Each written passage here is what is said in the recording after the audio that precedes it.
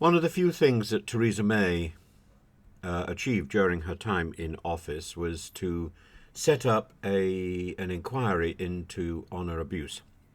And this led to a police report called The Depth of Dishonour. And one would have thought that this would lead to some sort of proactive legislation, but no. So today we've discovered the government has rejected calls for a legal definition of honour-based abuse. This is absurd. This is again coming from the inadequate Home Office that we've got at the moment, run by a person who is so obsessed with her own ideological goals that she cannot see that there's other things for her to do that are of value. So this means that Theresa May's ministry in the Home Office and as Prime Minister was, broadly speaking, utterly worthless. A lot of hot air and no substance. And it's really sad. The whole problem with honour abuse is that this is a process that may end up in really horrific abuse, even leading to murder. But that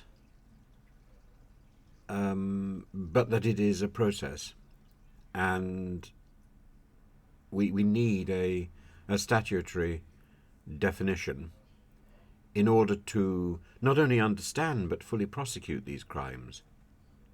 And I think there's many people within the system, within the police force, for example, that have not got to grips with the incremental nature of this sort of crime. So it is a very, very sad day and a regrettable day today, that the one thing that Theresa May could possibly have been proud of is not being taken forward into law, and she is effectively being spited by her successor, Suella Braverman, so influenced in so many other ways by the bad things that Theresa May championed and initiated, the hostile environment particularly.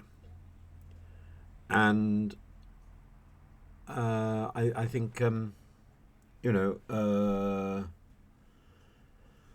we can go all the way back to 2003 to Shafilia Ahmed, who was a 17-year-old who was killed by her parents in the honour-based system.